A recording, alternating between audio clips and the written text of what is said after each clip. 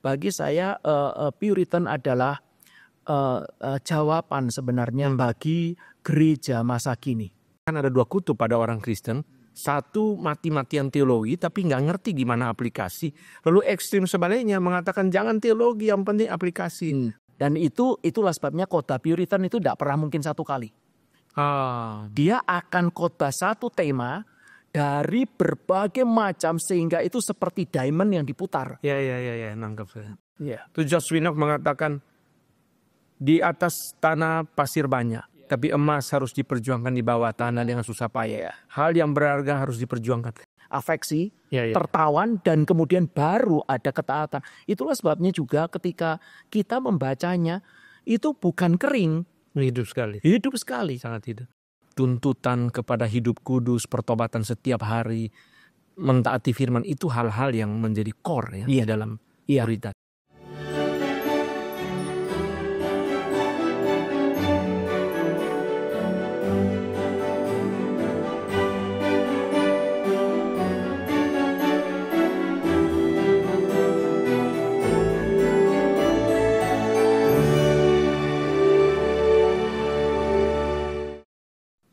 Berjumpa lagi di dalam Truth and Love Podcast yang diselenggarakan oleh Gary Kebunjuruk bersama saya Pendeta Antonius Un. Pada saat ini saya bersyukur kepada Tuhan, Pendeta Agus Marjanto dari Gary Sydney sudah ada bersama-sama kita dan kita akan membincangkan satu tema yang sungguh luar biasa.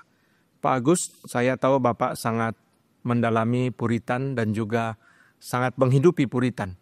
Kenapa Pak Agus bisa tiba-tiba masuk ke dalam dunia yang sudah sangat lama ini? Permulaannya itu adalah karena saya merasa kerohanian saya stuck. Saya mengerti kebenaran dan banyak hal teologi yang saya pelajari dan saya tahu kebenarannya. Tetapi saya tidak tahu cara mengaplikasikannya. Dan itu membuat saya sampai waktu yang tertentu dalam jangka waktu yang lama itu kerohanian itu kering.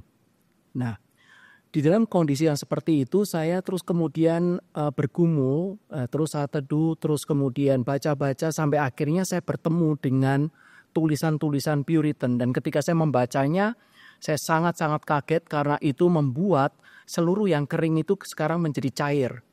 Jadi kenapa saya sangat menyukai Puritan? Karena itu adalah berawal dari saya punya masalah di dalam kerohanian dan ini adalah jawabannya. Dan itu kemudian membuat bertahun-tahun akhirnya makin membaca, saya melihat bagaimana teologi reform itu khususnya itu hidup. Dan tidak perlu mempunyai pemikiran bahwa teologi reform itu kaku, solid dan kemudian kering. Nah itu yang membuat akhirnya saya bisa senang dan jatuh cinta sama Puritan. Mungkin akan sangat menarik Pak Agus, cuma pasti teman-teman di luar sana bertanya-tanya, Puritan ini apa sih Puritan ini? Jadi Puritan itu sebenarnya adalah suatu gerakan yang sebenarnya itu dalam satu kelompok yaitu sekitar tahun 1550 sampai 1700 yang ada di Inggris. Nah, mereka adalah kelompok yang pada waktu itu mereka berjuang supaya ada reformasi menyeluruh di dalam gereja Inggris pada waktu itu yang sebelumnya itu adalah banyak dikuasai oleh kebiasaan ibadah cara Katolik dan juga teologi Katolik. Nah, mereka melihat pada waktu itu Ratu Elizabeth itu tidak sepenuhnya masuk di dalam prinsip reformasi dan mereka bergerak. Dan tetapi kemudian terjadilah penganiayaan dan segala hal yang terjadi dan akhirnya motornya itu adalah kurang lebih 2.000 orang-orang yang hamba-hamba Tuhan bergerak untuk memurnikan gereja. Dan itu adalah Puritan. Nah Puritan ini adalah sesuatu hal yang unik karena para sejarawan mengatakan sampai pada titik tertentu reformasi dari kontinen itu sekarang pusatnya menjadi Inggris. Dan itu adalah di tangan daripada orang-orang Puritan. Jadi kemurnian inilah yang menyebabkan mereka memakai istilah Puritan? Sebenarnya Puritan itu adalah sebutan yang negatif diberikan sama masyarakat pada waktu itu untuk kelompok ini. Nah ini jadi seperti anggap itu pada waktu itu seperti cult gitu ya. Nah orang dan stereotipnya itu sangat negatif. Jadi orang-orang yang tidak suka sama seks dan kalau happy sedikit itu harus langsung harus takut begitu ya. Orang yang rigid, orang yang solid. Tetapi sebenarnya kalau kita melihat secara keseluruhan dan studi sekarang itu makin lama makin membuka sesungguhnya siapa. Orang-orang seperti J.I. Packer itu bahkan mengatakan ini ada di sepanjang sejarah itu salah satu kelompok yang giant begitu banyak di giant rohani itu adalah orang-orang Puritan. Jadi menarik Pak Agus, mereka ini menghidupkan teologi reform, menghidupkan atau menghidupi. Iya, jadi mereka itu bukan menghidupkan, mereka kan mendapatkan teologi reform dari orang-orang reformasi di kontinen yang datang ke tempatnya mereka. Tetapi mereka itu menginginkan bahwa teologi ini itu sampai ke wilayah aplikasi praktika sehari-hari. Dan itu adalah salah satu kekuatan besar daripada Puritan yang kita sungguh-sungguh bisa belajar. Di dalam segala hal. Jadi saya dulu berpikir pertama kali yang paling penting itu adalah konten teologi. Dan itu betul, konten. Tetapi kemudian saya baru menyadari ternyata di dalam konten tersebut bagaimana saya mengaplikasikan itu masalah. Karena tidak terbiasa dan tidak ada orang yang menjadi contoh kadang. Misalnya saja bicara mengenai berdoa. Kita semua tahu berdoa. Atau memikirkan hal-hal yang di mana Kristus ada di sebelah kanan Allah. Kita tahu itu ayat itu. Tapi how to, bagaimana caranya, itu Puritan mengajarkan kepada kita. Jadi dia sangat solid di dalam biblical, sangat solid di dalam systematic theology, dan sangat-sangat mahir di dalam aplikasi. Jadi kalau begini berarti Pak, kita ini jangan memusuhi teologi. Oh iya, membawa teologi masuk ke dalam aplikasi hidup sehari-hari. Itu yang mesti diselesaikan. Iya, betul. Nah ini bagi saya Puritan adalah jawaban sebenarnya bagi gereja masa kini. Sebenarnya jawaban atas pergumulan daripada gereja masa kini. Banyak gereja itu tidak mengerti teologi ya.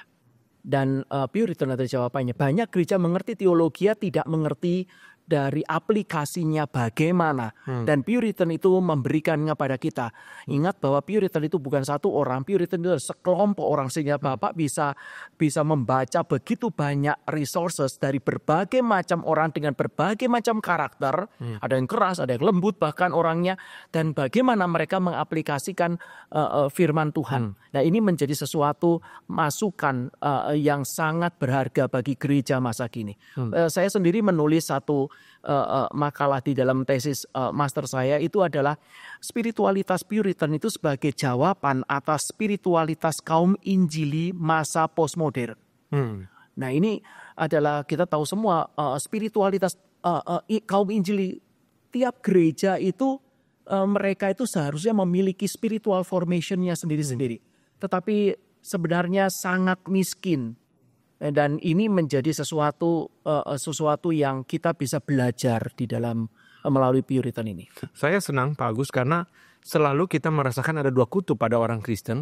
Satu mati-matian teologi tapi nggak ngerti gimana aplikasi. Lalu ekstrim sebaliknya mengatakan jangan teologi, yang penting aplikasi. Nah ini kan bagus sekali Pak ya, sehingga aplikasi itu mempunyai fondasi teologi yang sangat kuat. Iya, dan aplikasi itu harus keluar dari teologi ya. Jadi kalau seseorang mengaplikasikan, teologi tidak penting, yang penting aplikasi. Saya yakin banyak sekali kesalahan di dalam aplikasi itu.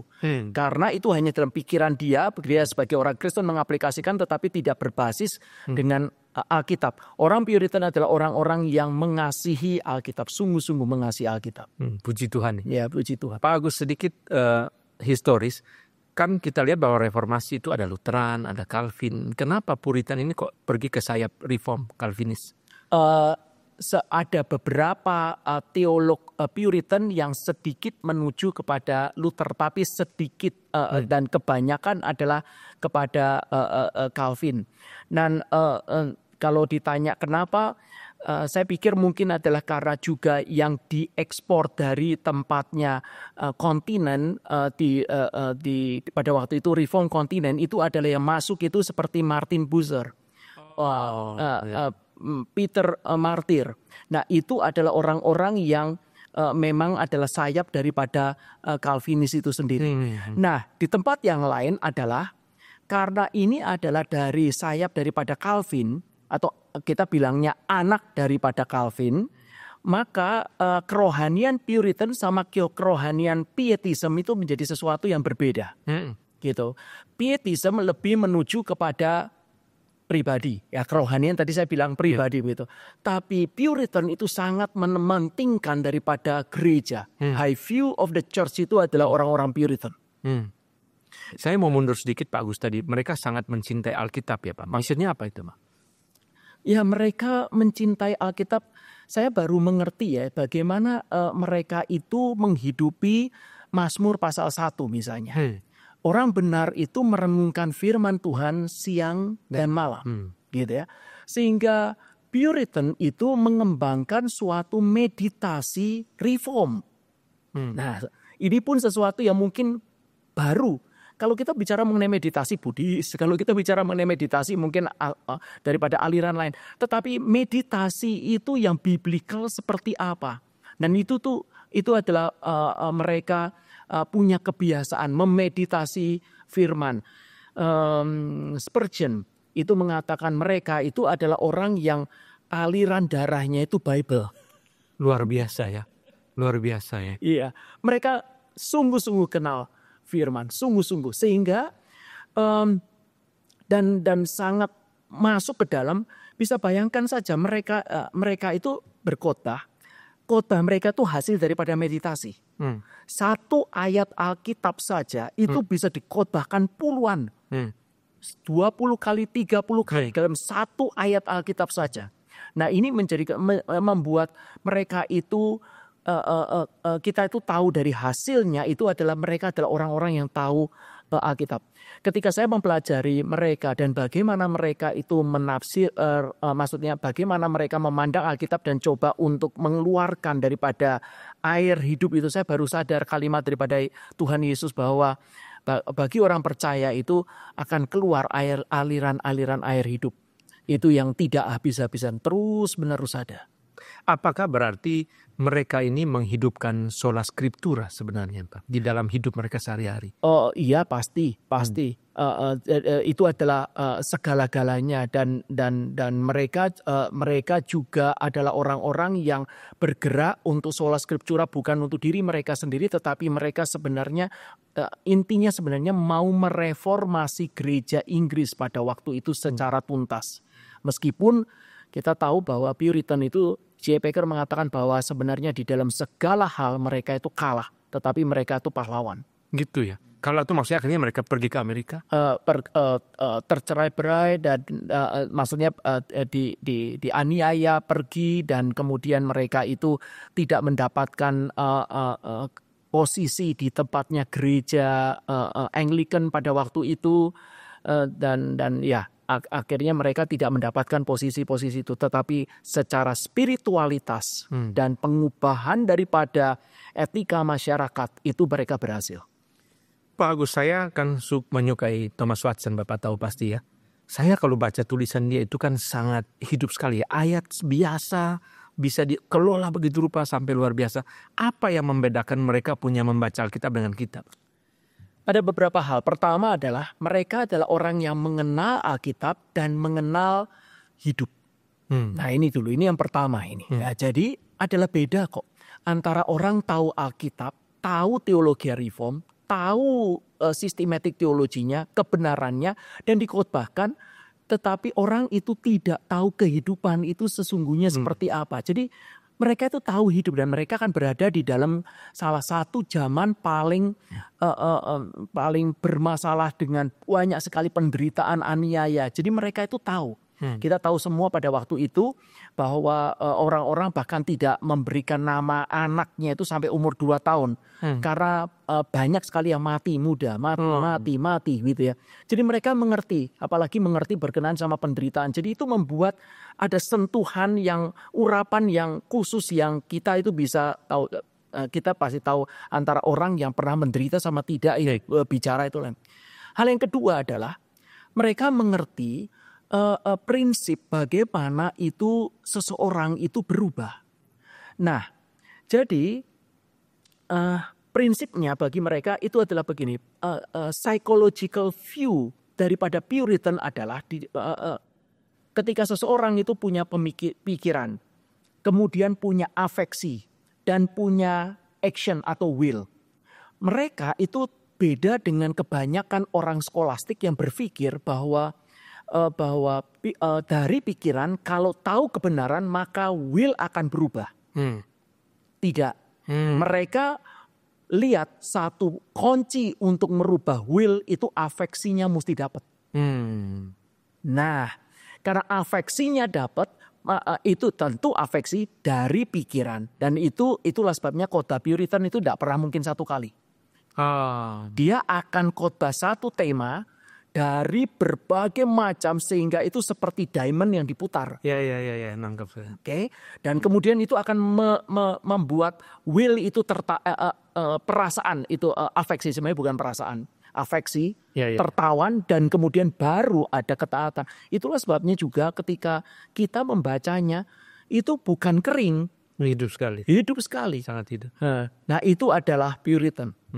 Jadi Pak Agus, jadi kalau kita jadi orang Kristen zaman sekarang, kita membaca Alkitab dan betul-betul menghidupinya, itu bisa jadi seperti orang Puritan itu gimana Pak? Nah ini menjadi sesuatu kesulitan. Kita kan tahu itu idealnya begitu. Tetapi kalau tidak ada contoh, itu sulit. Ya, jadi buat saya adalah saya sendiri mendorong orang-orang Kristen untuk saudara itu membaca buku-buku Puritan.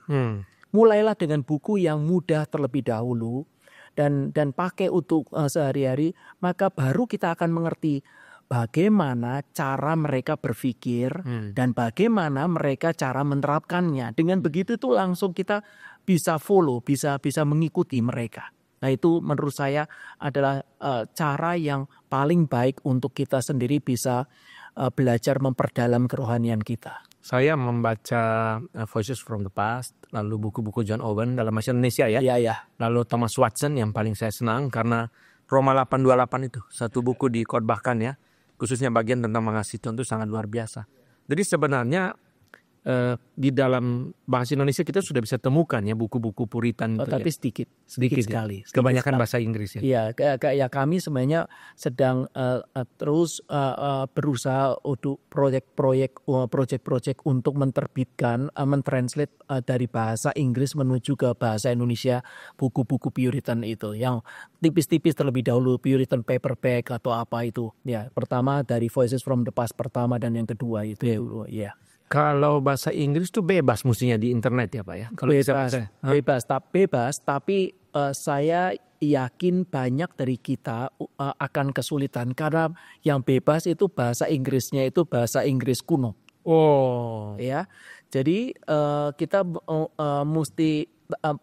mesti tahu dulu dari mana pintu masuknya, gitu ya. Jadi membaca misalnya John Flavel itu saya sarankan karena itu mudah, kita bisa langsung tangkap. Tetapi yang Bapak tadi bilang John Owen itu suatu hari ada orang telepon sama saya, Pak, saya mau beliin Bapak satu set daripada satu set buku apa dulu? Buku daripada John Owen. Please Pak, jangan dibeliin. Saya akan beli John Owen. Saya membaca buku John Owen beberapa, tetapi yang sudah diinggriskan dengan lebih mudah. Ya, kita tahu semua orang, bahkan teolog-teolog besar pun dari dulu sampai sekarang mengatakan John Owen itu Inggrisnya sulit. Itu Jonathan Edwards mengatakan Inggrisnya sulit. J.I. Packer bilang Inggrisnya John Owen sulit. Chris Lundgaard bilang sulit. Saya ketemu profesor ahli John Owen dari Edinburgh University di Jerman. Dia bilang John Owen Inggrisnya sulit. Yang paling gawat Pak John Owen bilang memang Inggris dia sulit. Jadi ya kita mesti membaca yang disederhanakan. Iya, itu memang dia adalah boleh dikatakan yang paling top di dalam teologi di Inggris itu, wakil dari Puritan. Semua orang mengatakan itu adalah John Owen. Dia kepalanya, otaknya besar itu. Pak Agus, kenapa kita waktu baca buku Puritan itu rasa hati tertawan Pak? Kenapa Pak? Itu tadi. Kalau saya katakan adalah karena dia itu mengerti hidup, Dan kemudian yang kedua itu adalah dia itu mengerti bagaimana manusia itu berubah. Jadi afeksi itu jadi afeksi itu yang dituju oleh dia, begitu. Nah, sebenarnya kalau kita pernah tahu Pendeta Stephen Tong kan juga pernah mengajari itu untuk jadi pengkhotbah itu yang masuk ke tempatnya hati dan pikiran itu dibentuk, tetapi hati itu disentuh, didorong, dan itu adalah sesuatu yang Puritan itu miliki. Menurut saya itu hal itu yang membuat kita bisa membaca dan kemudian kita bisa mendapatkan sesuatu. Apakah kita bisa katakan bahwa Puritan ini sangat menekankan spiritualitas pribadi? Kalau itu sudah pasti. Pertobatan dan seterusnya. Iya, itu sudah pasti. Dan Puritan menekankan banyak hal penting di dalam spiritualitas yang kita saat ini itu hilang ya. Misalnya apa, Pak?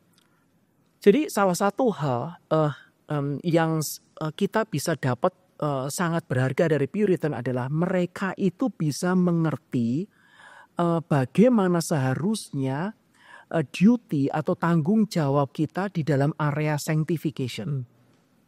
Nah, jadi buat Puritan itu kan Puritan itu adalah semua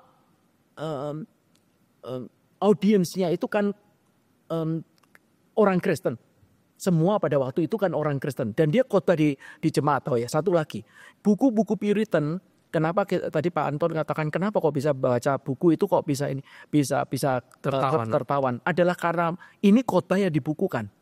Nah, jadi khotbah yang dibukukan itu hidup dibandingkan dengan seseorang yang menulis teologia di atas meja. Begitu. Nah, jadi ini khotbah yang dibukukan sehingga itu benar-benar khotbah yang didengar oleh jemaat.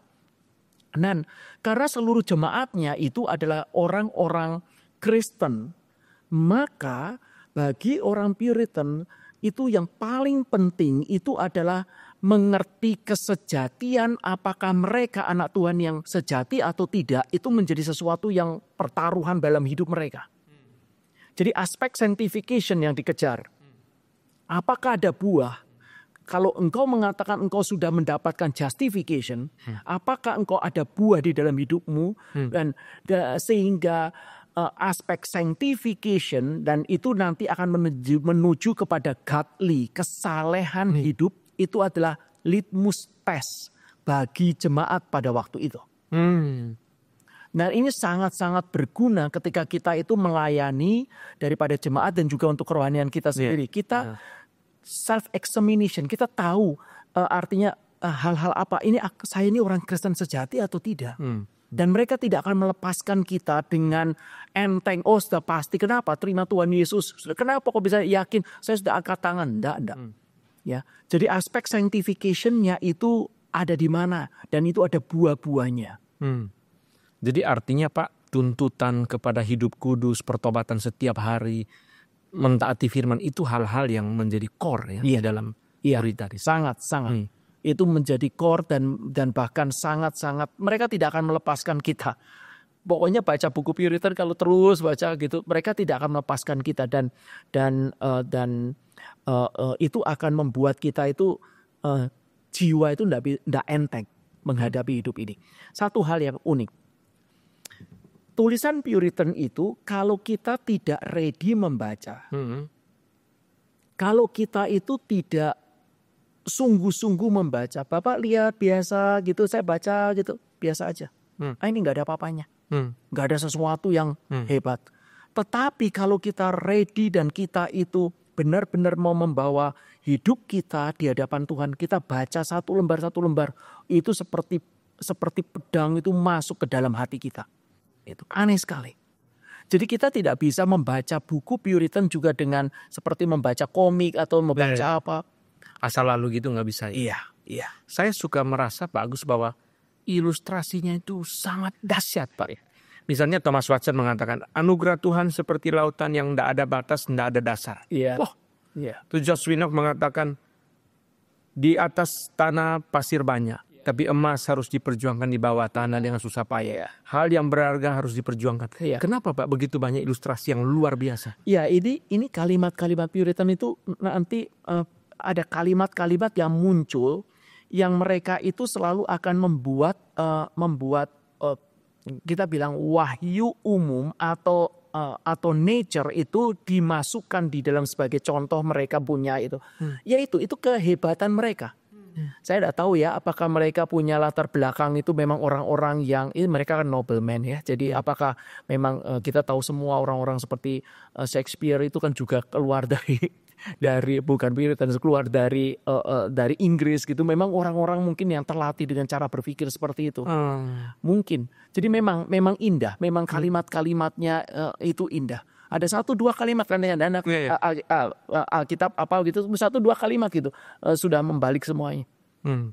Ya. Pak Agus, sekilas kita rasa wah kalau gini kita ikuti Puritan ini enggak ada sukacita, bahagia, tertekan, tertindas, gimana Pak? Enggak, malah sebaliknya. Puritan salah satu daripada excellent-nya mereka. Tadi saya sudah katakan beberapa mereka punya kehebatan secara rohani, tanda kutip ya, berarti itu sesuatu yang kehebatan itu bukan mereka sombong atau apa. Itu adalah mereka itu akan bisa membuat kita mengerti prinsip duty and delight itu. Ya. Nah, ini salah satu lagi. Ya. Kerohanian atau hidup kita dengan teologi yang benar, kita akan jatuh kadang sering sekali masuk ke legalisme. Atau kita masuk ke tempatnya antinomianism. Nggak perlu aturan. Ya, selalu akan sampai itu. Kita benar-benar tidak mengerti sebenarnya Injil kasih karunia itu apa. Dan Puritan itu menyodorkan bagaimana menghidupi Injil kasih karunia. Sehingga akhirnya kita menjadi orang yang lebih aware terhadap hidup kita. Orang yang menguji diri kita sendiri tanpa kita itu menjadi legalistik, tetapi sebaliknya kita akan ada sukacita di dalam tanggung jawab orang Kristen. Salah satu prinsip yang mereka terus bicarakan adalah orang Kristen itu memiliki tanggung jawab. Doa misalnya itu suatu tanggung jawab, duty of Christian. Ya, terus kemudian meditasi itu duty of Christian, mengabarkan Injil duty of Christian, tetapi dengan sukacita. Apakah mereka orang yang banyak berdoa? Oh, sangat. Sangat. Mereka adalah orang yang saya mengatakan mereka adalah orang yang mengasihi Tuhan dan dikasihi Tuhan. Mereka sangat-sangat itu. Nah, mereka berdoa, membaca firman pagi hari terus sampai kurang lebih 3 jam, 4 jam, dan kemudian mereka baru keluar dan kemudian melayani Tuhan. Iya, sangat-sangat. Mereka sangat. Kalau begini Pak Agus, apakah Puritan ini dulu itu hanya hamba Tuhan saja? Ada orang awam juga? Kebanyakan buku-buku yang kita dapatkan itu adalah hamba Tuhan.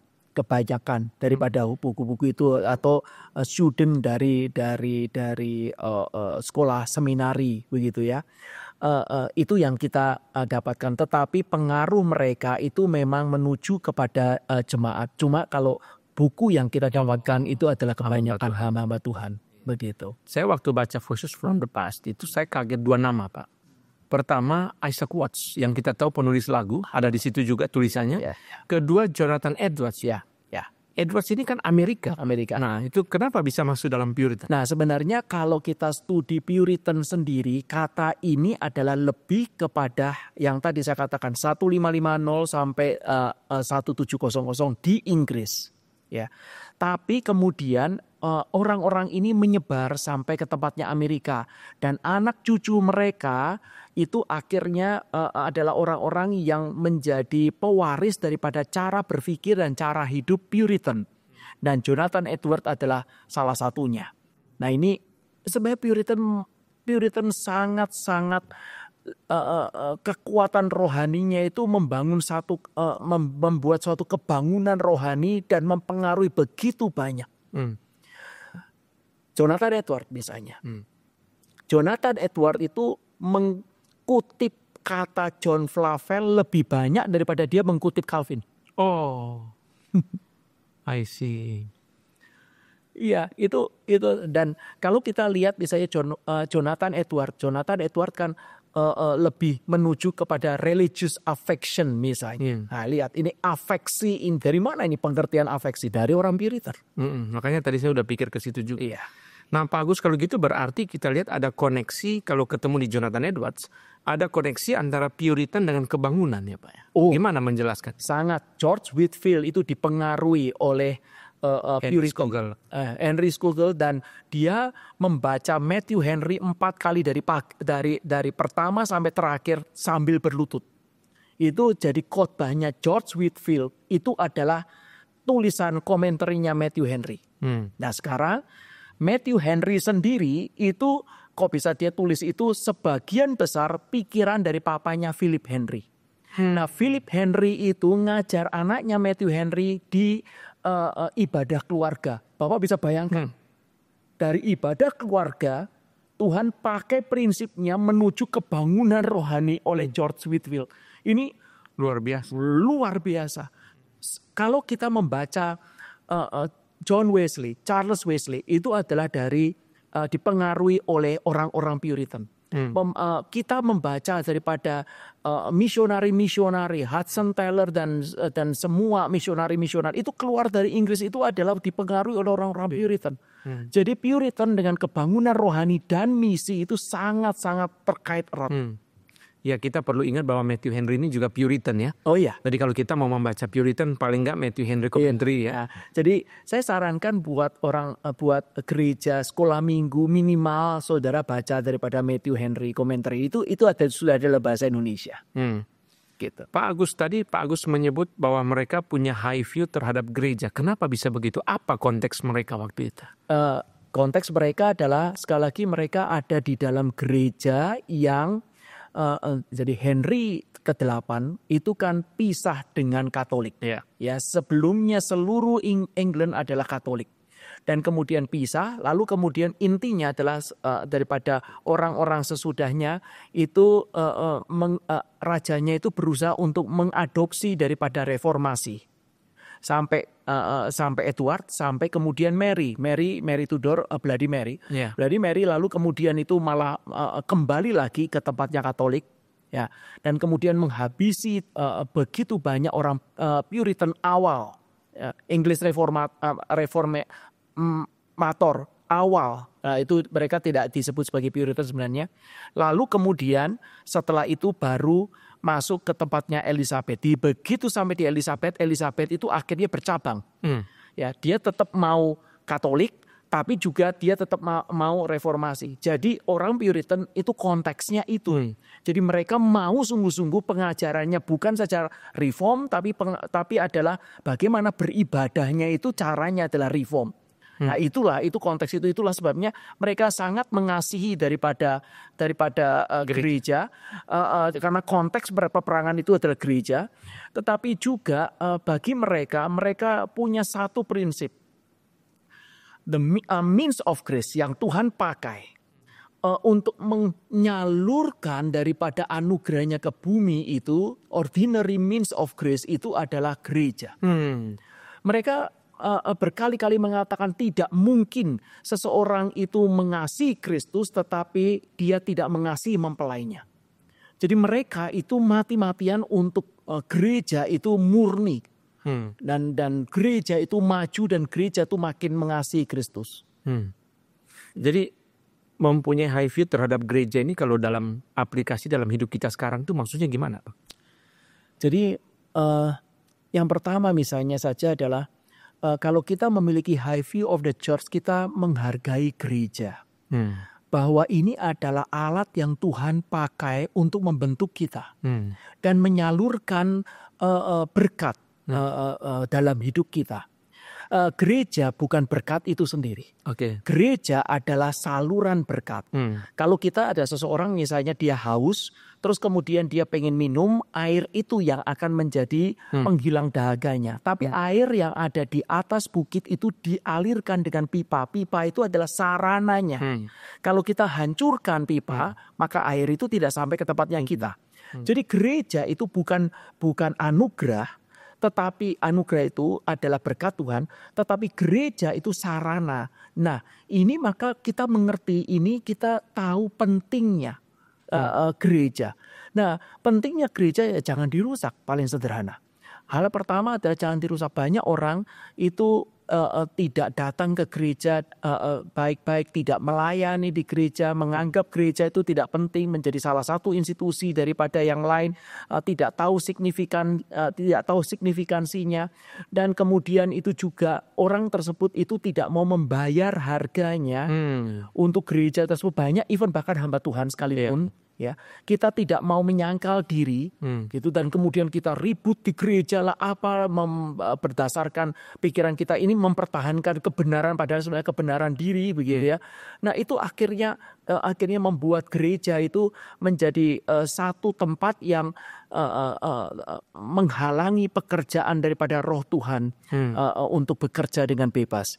Nah ini adalah salah satu hal aplikasi berkenaan dengan high view of the church. Selain daripada hal yang lain yaitu kita melayani bersama-sama dalam sebuah gereja. Gereja itu awalnya adalah suatu gerakan, movement.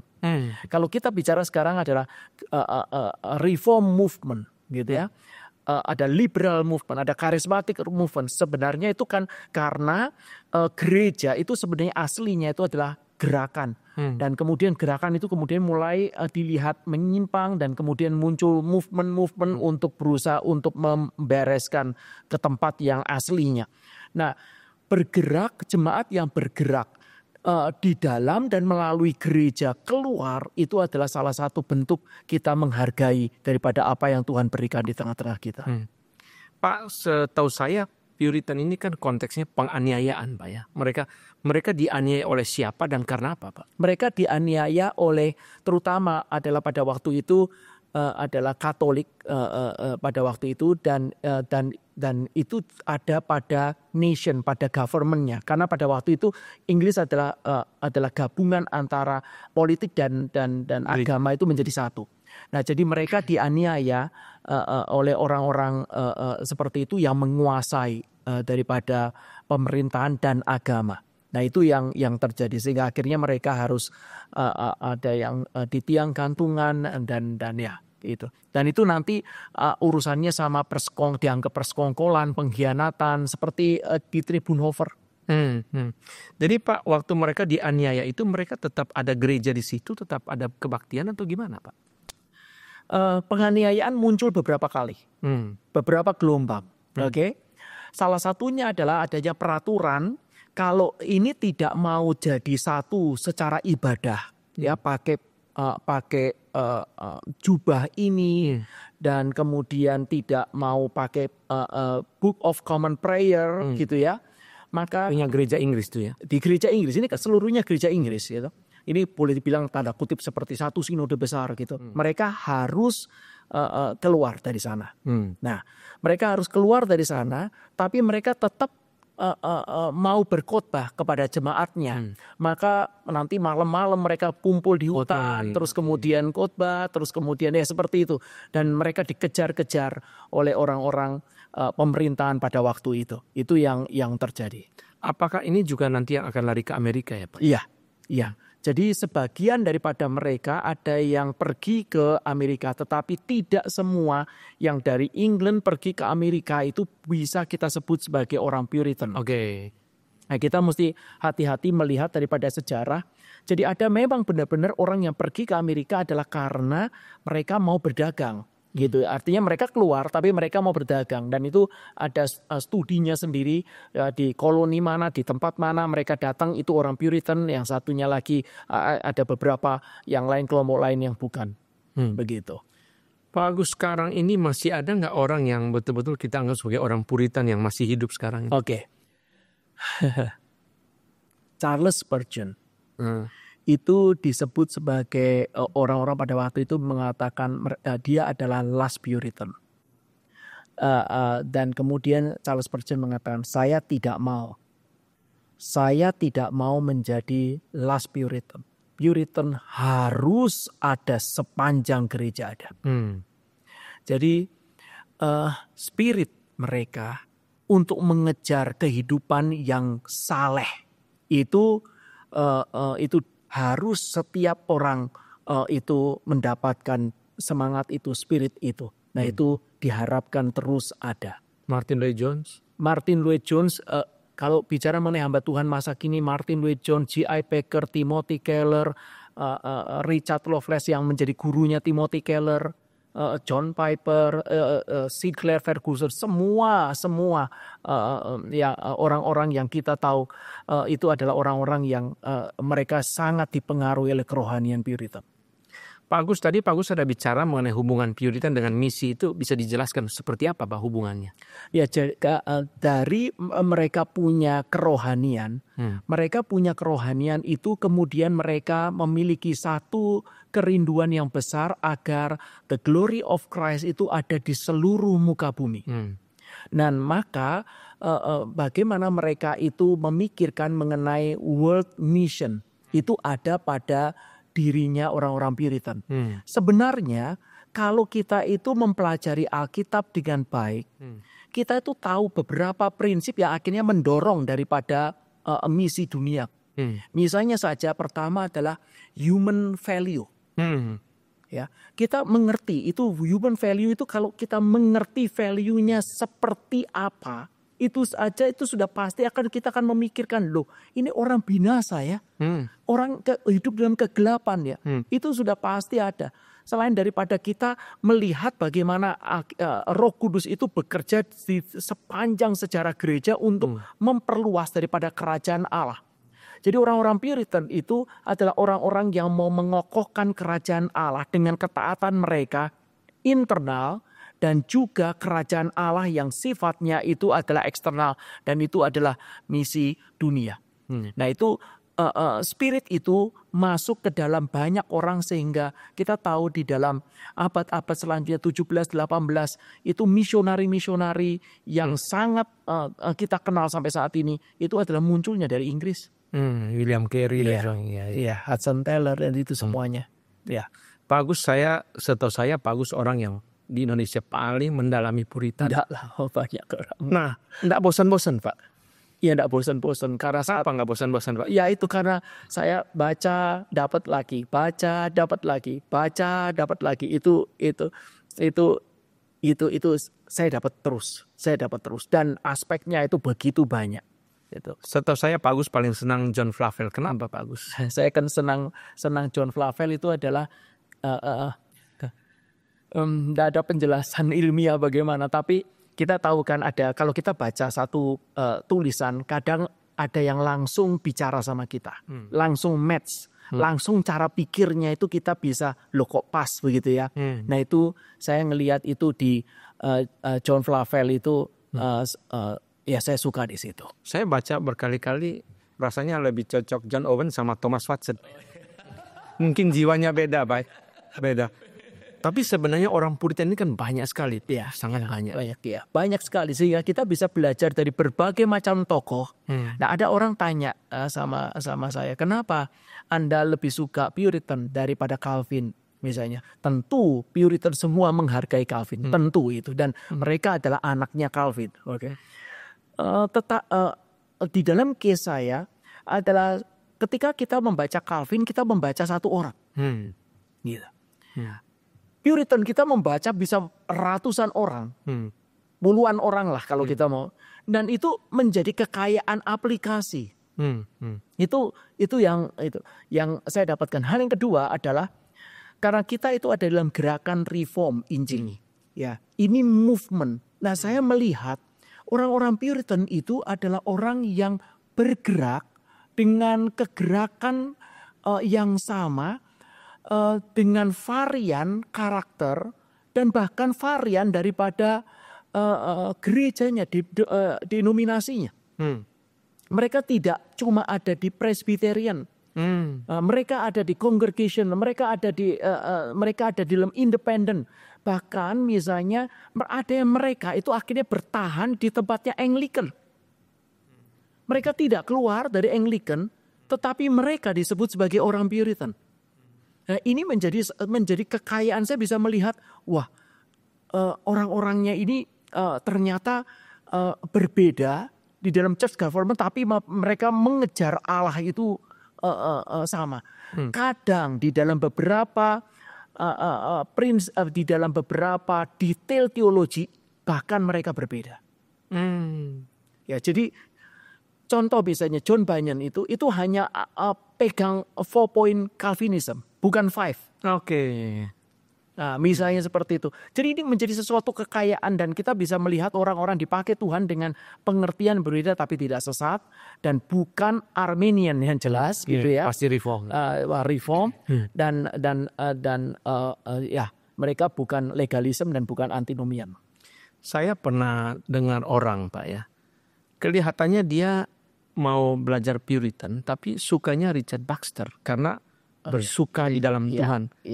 Itu bagaimana Pak Agus? Ini menjadi satu hal yang sulit untuk menjawab. Karena Richard Baxter tadi saya katakan itu reform, sebagian besar mereka reform, itu salah satunya Richard Baxter yang bukan reform. Oke. Iya. Richard Baxter bukan reform.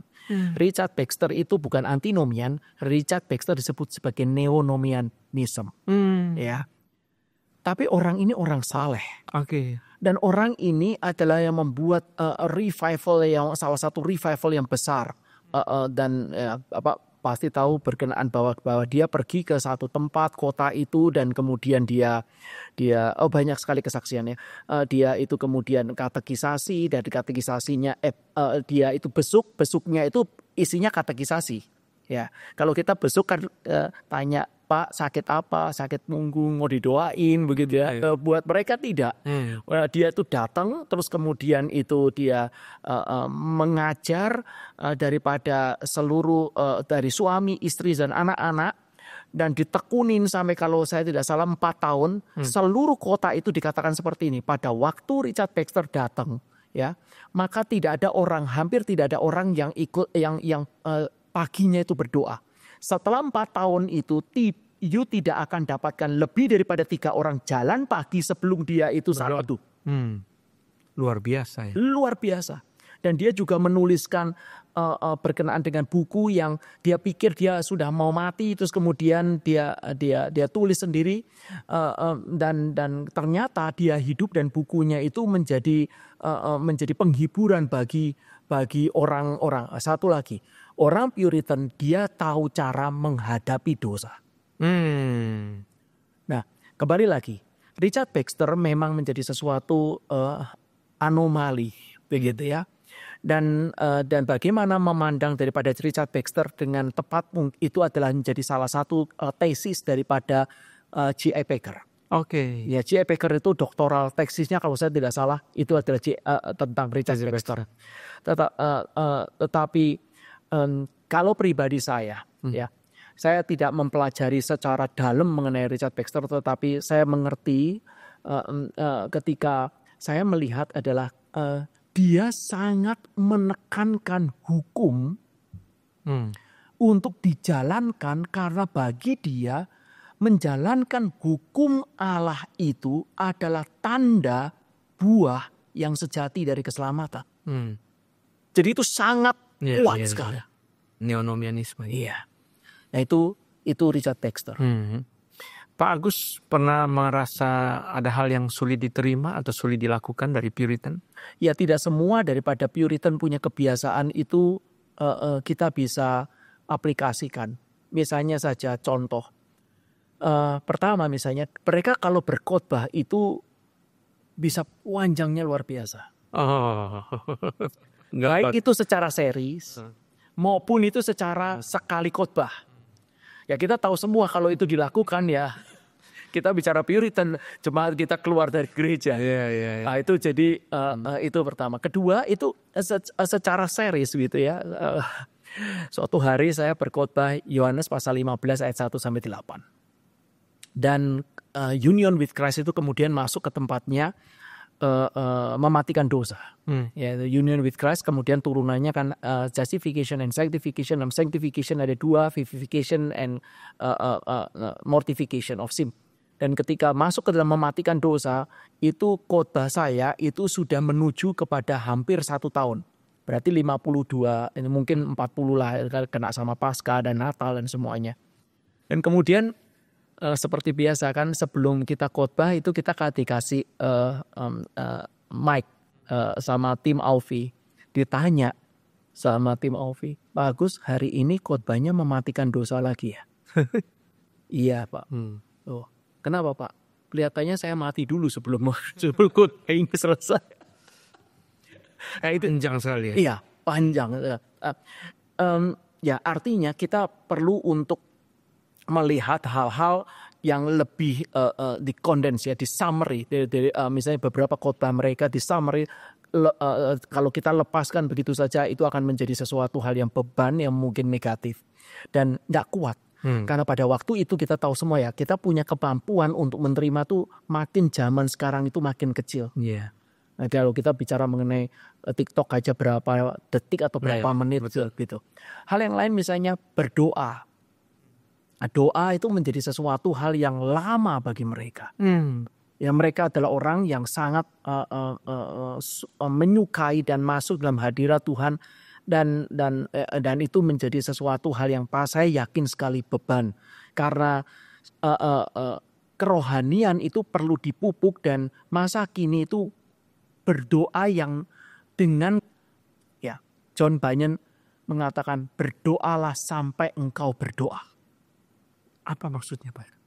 Jadi benar-benar masuk di dalam doa. Jadi bukan cuma di lapisan luar. Berdoa sampai benar-benar masuk. Orang yang benar-benar masuk di dalam doa itu dia akan menikmati. Iya. Hal yang lain misalnya mereka punya khotbah itu selalu panjang judulnya. Ya kita tidak bisa itu. Gitu. Nah itu hal-hal seperti itu tentu itu tidak bisa untuk kita aplikasikan karena juga budaya dan kebiasaannya berbeda. Tapi secara kerohanian hampir semuanya kita bisa lakukan hal yang sama. Apa pesan Pak Agus untuk jemaat yang mendengarkan siaran ini, Pak? Ya saya sangat-sangat mendorong kalau saudara rela, saudara belajarlah membaca buku-buku Puritan. Pertama sekali lagi adalah mulai daripada yang bahasa Indonesia, daripada saat teduh bisa Voices from the Past pertama, dan yang kedua yang sudah diterbitkan oleh Momentum. Lalu kemudian ada beberapa buku lagi yang Bapak tadi katakan Thomas Watson dan kemudian kalau masuk ke dalam bahasa Inggris saudara bisa mengambil buku Keeping the Heart daripada John Flavel. Itu adalah menjagai hati. Bagaimana kita menjagai hati dengan berbagai macam musim yang terjadi dalam hidup kita. Ada musim punya uang, ada musim yang penderitaan, ada musim yang sakit, ada yang istri sakit gitu. Itu bisa merubah hidup kita. Itu bagaimana mereka berjalan dengan firman di dalam musim-musim yang berbeda seperti itu. Dan hal yang lain adalah buku-buku Puritan ya, ambil dari Puritan paperback terlebih dahulu yang tipis-tipis dan saudara-saudara bisa temukan keindahannya dan baru saudara-saudara masuk lebih dalam. Baik Pak Agus, terima kasih untuk waktunya, untuk sharingnya yang sangat memberkati. Bapak Ibu sekalian, kita baru di tahap introduction daripada Puritan yang diberikan oleh Pak Agus. Masih banyak hal. Saya percaya Pak Agus bisa membawakan 30 sesi seminar untuk Puritan pun tidak habis-habisnya. Suatu hari kalau ada kesempatan Tuhan berikan, Pak Agus bisa membawakan seminar. Mungkin saudara bisa mengikuti, bertanya dengan lebih kaya lagi. Tetapi melalui pendahuluan ini kita diberikan kesempatan untuk masuk ke dalam satu pembelajaran rohani yang baru. Bukan hanya teologi, tetapi teologi yang dihidupi. Kiranya Tuhan memberkati. Sampai bertemu di dalam Truth and Love Podcast seri berikutnya. Tuhan memberkati.